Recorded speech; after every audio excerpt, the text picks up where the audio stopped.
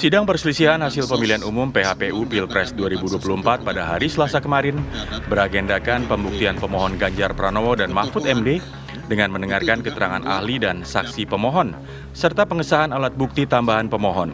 Sederet ahli dihadirkan, mulai mantan anggota KPU I Gusti Putu Arta, Guru Besar Ekonomi Politik IPB Didin Damanhuri, hingga Guru Besar Sekolah Tinggi Filsafat Frans Magnus Suseno. Dalam keterangannya, mantan anggota KPU I Gusti Putu Arta menyoroti soal KPU yang tak mengeluarkan petunjuk teknis, menyusul perubahan peraturan KPU nomor 19 tahun 2023 dalam proses pendaftaran, verifikasi, dan penetapan Capres-Cawapres. Sidang sengketa Pilpres 2024 akan dilanjutkan hari ini dengan agenda pembuktian dari pihak termohon dan pihak Bawaslu. Tim TV One mengabarkan. Suara lebih dari Prabowo mau dibatalkan dengan kesaksian pesan-pesan moral dari Romo. Ya, walaupun masih terus berjalan, sidang PHPU di MK nampaknya di sini sudah ramai ya. belum dikenalin gitu, udah nampaknya heboh. udah saling berdebat nih. Udahlah, langsung saja kita kenalin pagi hari ini. Sudah ada Mas Zuhad Aji Firmantoro, Direktur Eksekutif Tim Hukum Nasional Amin. Selamat pagi, Mas Aji. Selamat pagi. Sehat ya? Alhamdulillah. Kemudian juga ada Bang Ruhut Sitompul, juru bicara TPN Ganjar Mahfud. Selamat pagi, Bang Ruhut. Pagi, Bang. Kemudian juga ada Bang Martin Lukas Simanjuntak, Tim Hukum TKM Prabowo Gibran. Selamat pagi, Bang Martin. Selamat pagi. Tadi kita baru mau bridging untuk opening gitu ya, tapi kayaknya udah langsung panas gitu. Kita nggak perlu nanya dulu apa, biar aja gitu. Bang Ruhut, kemarin juga dihadirkan oleh 03 saksi dan juga ahli, baik dari ahli psikologis, kemudian filsafat, dan lain-lain. Tapi dari kubu 02 kemarin komentarnya langsung ini kebanyakan asumsi, kebanyakan omon-omon, kayaknya nggak ada relevansinya kemarin saksi dan ahli yang dihadirkan dari 03 di MK. Tanggapan Anda seperti apa? Tanggapan aku, Ya. sakitnya tak seberapa, tapi malunya ini. Kenapa malu, Bang? Nggak malu. Kenapa? Jangan ajari ikan berenang. Jangan biasakan. Hakim MK yang mulia itu sangat arif dan bijaksana. Lihat apa yang dikritisi. Jadi bagaimana jawaban kamu? Jawaban kamu bagaimana? Putuskan. Hakim bilang, yang memutuskan kami, karena kami Mahkamah Konstitusi. Itulah, ya apa artinya? Kalau aku lihat, ya, kadang-kadang orang kalau kaca, nggak mengaca. Dia nggak tahu dia yang omon-omon. Orang lain dia bilang omon-omon. Sampai ketua MK juga bilang jangan omon-omon. Kan? Tapi kenapa alasan dari 03 sendiri menghadirkan ada Romo di situ, kemudian filsuf, kemudian juga ahli psikologi yang membahas mengenai etika moral bangsa di sidang MK. Apa landasannya sebenarnya? MK lahir di era ketua umum kami tegak lurus Ibu Megawati Soekarno Putri. MK itu Mahkamah Konstitusi.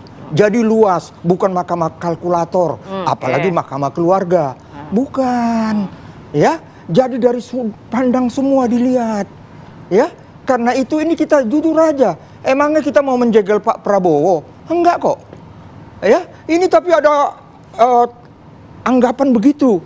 Emangnya kita mau menjatuhkan Pak Jokowi? Enggak juga, ya. Enggak juga. Tapi ini kok langsung kebakaran jenggot, ketakutan. Kita hanya mau cerita bagaimana awalnya persiapan Pilpres, Pilpresnya, dan setelah Pilpresnya. Itu kita berkaitan dengan berbicara demokrasi dikedepankan. Yang kita cari apa? Jadi yakin kemarin saksi dan ahli yang dihadirkan bisa meyakinkan Hakim MK? Lihatlah kemarin, Ketua MK, jangankan hakimnya, Ketua MK aja yakin kok. Bang Martin, itu beberapa saksi yang dihadirkan kemarin dari 03 ya, masih relevan nggak kata Bang Martin? Sebelum saya jawab itu, saya jawab dulu opung kita ini. Oke, boleh Bang. Tadi bilang tidak mau menjegal Pak Prabowo, tidak mau menjegal Gibran, tidak mau menjegal... Gibran saya nggak ngomong. Pak Jokowi. Tahu inilah, basimu udah nambah-nambah cerita. Jangan kau biasakan menambah-menambah, mengarang cerita. Prabowo Oke punya. Tidak mau mencegal. Pak Jokowi enggak dong. Tapi kita ingin bercerita. Ini pesta demokrasi. Boleh saya lanjut? Halalah, jangan main curang. Oke, itu Bang aja kok. Ya, Martin, jadi ya jangan ngarang-ngarang cerita. Tidak mau menjegal Pak Jokowi, tidak mau menjegal Pak Prabowo. Tapi yang mau dijegal sama PDI dan koalisinya ini ada 58% lebih suara rakyat. Bayangin di nolin suaranya. Ini konstituen kami ngamuk semua. Coba ngamuk, buktinya nggak ngamuk.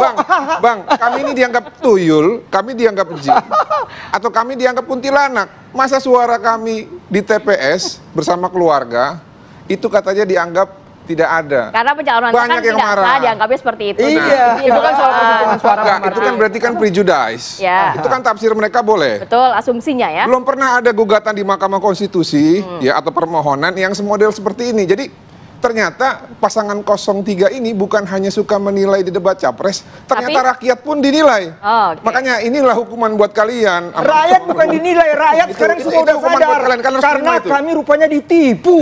Kami ditipu dengan Enggak. kecurangan-kecurangan, bansos dan lain sebagainya. Tidak. Sekarang kalau pemilihan lagi, tapi sayang, saya hormati ketua tim penasihat kami, Bang Todung Mulya Lubis dan kawan-kawan. Jadi, mantap mereka, apa yang sudah apa terjadi. kata Bu Risma? Mereka minta ulang, tapi Prabowo, Gibran. Oke, Bang Ruhut tahan. Bang Martin dulu ya, Bang Martin dulu. Gimana Bang? Vox Populi, Vox Dei, suara rakyat, suara Tuhan. Ya. Nah, Bu Risma sendiri mengatakan bahwa 2023 pun bansos itu dibagikan di bulan Januari. Dan kalau masalah bansos, kembali lagi ya, saya disclaimer, saya bukan perwakilan Pak Jokowi. Tapi Pak Jokowi ini dari dia jadi gubernur, ini kan kadernya PD Perjuangan juga. Ya. Ya, kader yang sudah mengkhianat. Kader yang sudah bagi-bagi mengkhianat. sembako. Ya. Dia kader yang Lalu sudah mengkhianat. ada momentum di mana terjadi COVID-19 Ya. yang mengharuskan negara itu memberikan kontribusi nyata kepada rakyat. Betul. Lalu ada badai El Nino. Aha. Yang namanya bansos itu sudah dianggarkan, ada undang-undangnya, ada aturan pelaksanaannya, dilakukan oleh Pak Jokowi. Salahnya di mana? Tapi kemarin Kecuali kalau misalkan Pak Jokowi tidak pernah belusukan, Ya. tidak pernah merakyat, tiba-tiba bagi-bagi bansos, itu baru jadi pertanyaan. berarti Anda ya memang benar-benar tetap strict dengan tidak ada politisasi bansos. Tapi kemarin saksi dan juga ahli yang dihadirkan cukup faktual nggak di pokok permasalahan yang mereka ajukan? Jadi kan begini, ini kan sekarang beban pembuktian ada pada pemohon ya. Ya. Actori incubit probatio. Kalau di pidananya actori incubit onus probandi. Nah, kalau kita ya santai-santai aja. Karena kenapa? Beban pembuktian ada pada mereka.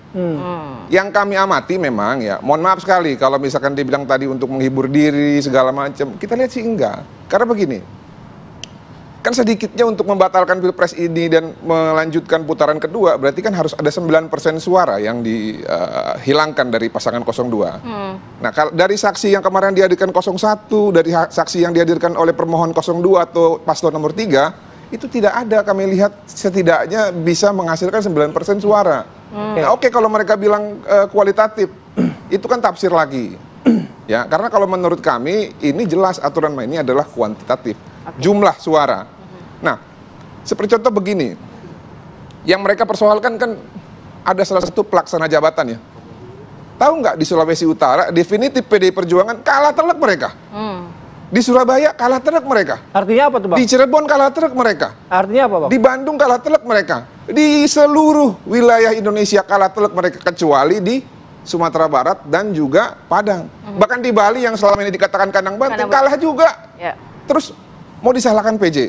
Ini definitif loh. Definitif PDI, Nasdem, PKB mereka di situ kepala daerahnya. Oke. Saya geser. Terima aja. Ya terima kasih Mas Haji. Saya geser ke Mas Haji. Soal saran Nanti ada 2029 diulang lagi. Saya setuju bahwa diulangnya nanti 2029. Bang Martin tidak yakin bahwa saksi dan ahli yang dihadirkan 1 dan 3 juga bisa mengurangi 9% itu karena kan perbedaan paradigma nih pandangannya. Kalau dibilang tafsir sebenarnya enggak soal kualitatif dan kuantitatif. Kita punya banyak jurisprudensi terkait Mahkamah Konstitusi yang mengadili soal perselisihan hasil yang sifatnya kualitatif. Saya izin berbeda pendapat soal ini sebab kita bisa melihat berbagai kasus misalkan di Yalimo. Saya ikuti berkali-kali soal Yalimo, soal di salah satu kabupaten di NTT dan seterusnya. Banyak kita bisa peroleh pembelajaran dari berbagai perkara yang ditangani oleh Mahkamah Konstitusi yang itu menunjukkan Mahkamah Konstitusi itu juga menangani perkara sifatnya kualitatif. Sekarang mari kita lihat bagaimana proses persidangan di MK hari ini. Nampaknya juga menuju ke arah sana, Bang. Ya. Kita tidak bisa menafikan bagaimana hari ini Hakim Mahkamah Konstitusi merasa perlu untuk memanggil menteri yang terkait dengan bansos, yang kita dalilkan terkait dengan bansos. Ya, kalau kita ngomong bansos, berarti kan ngomong kualitatif ini sebenarnya, bukan ngomong soal hasil, Bang. Tanda-tandanya ke sana. Jadi saya kira tidak tepat kalau kemudian dibilang bahwa Mahkamah Konstitusi lalu menafsirkan dengan secara serampangan tentang perselisihan hasil ini adalah soal angka. Nggak begitu cara membacanya. Nggak, Apalagi bukan ditambah serampangan norma hukum ini. Iya, norma. Saya kan kembali. Oke, saya jadi yang bilang serampangan norma ini. Saya tunjukkan ke atas. Ini bukan hanya, ini Di brutal. konstitusi kita, kalau kita baca Pemilu di yang pasal brutal. 24 itu, kewenangan Mahkamah Konstitusi itu adalah perselisihan tentang hasil. Perselisihan tentang hasil itu kalau kita baca di original intentnya, Bang, itu ternyata tidak menyoal soal angka, tetapi soal semua hal yang Prosesnya meliputi. juga. Ya, termasuk proses, karena semua yang meliputi hasil itu menjadi bagian dari wewenang Mahkamah Konstitusi. Itu kalau kita kembali ke original intent ya.